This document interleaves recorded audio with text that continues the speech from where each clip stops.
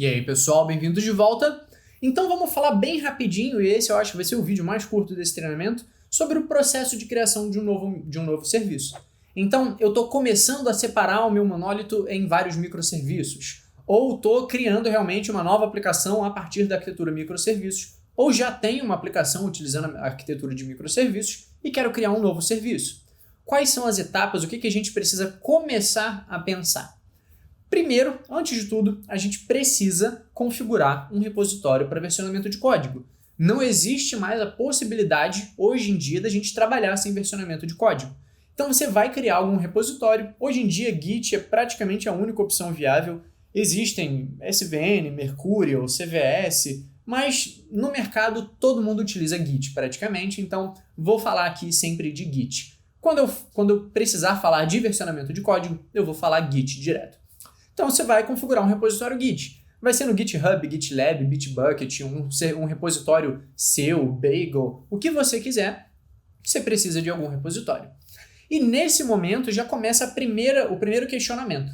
Eu vou utilizar vários repositórios, um repositório para cada microserviço, ou eu vou seguir a abordagem monorepo, onde todos os meus microserviços estão no mesmo repositório. Ambos têm vantagens e desvantagens. Empresas gigantes como Facebook, Google começaram a seguir a abordagem monorepo. Não é uma abordagem para todo mundo. E existem dois cursos que eu vou citar bastante nesse treinamento, que são de integração contínua e de entrega contínua, e eu sempre falo essas palavrinhas erradas, eu espero que eu não tenha falado. Esses dois treinamentos aqui na Lura são fenomenais e essenciais para a gente trabalhar com microserviços. Então lá existe um papo muito mais aprofundado sobre essa abordagem de múltiplos repositórios ou monorepository, e lá você entende melhor as vantagens e desvantagens. Mas a gente já tem que começar pensando nisso. Existe essa decisão para eu tomar, então eu preciso conhecer as duas abordagens. Ok, tenho o meu repositório lá. Como eu disse, integração e entrega contínuas, que são os famosos CI e CD, eles são praticamente essas técnicas são obrigatórias ao trabalhar com microserviços. Por quê?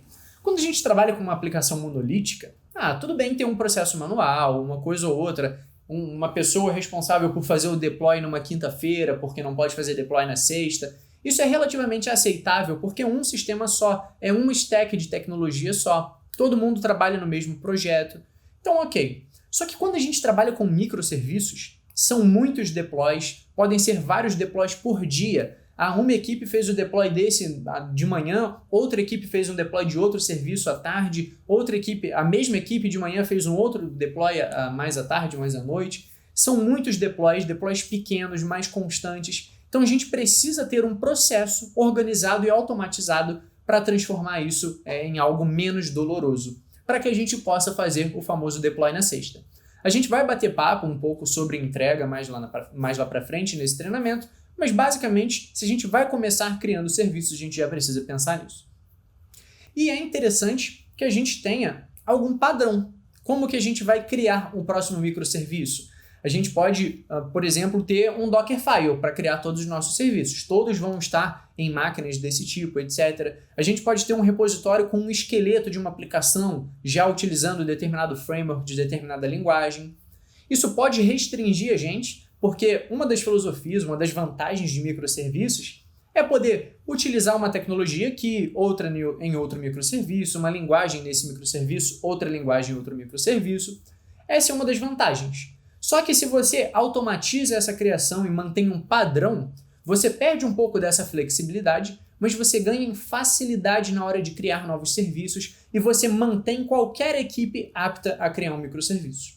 E voltando um pouquinho nessa parte de entrega e de deploy, é muito importante que a gente não só tenha testes, mas que esses testes sejam realmente confiáveis, que a gente tenha uma boa pirâmide de testes com muitos testes garantindo a nossa lógica, testes de unidade, que nós tenhamos testes que garantam a comunicação com outros microserviços, nossos testes de integração, e que nós tenhamos alguns testes da aplicação como um todo, ou seja, testes end-to-end, para garantir que nossas entregas, que nossos deploys não estejam causando nenhum problema.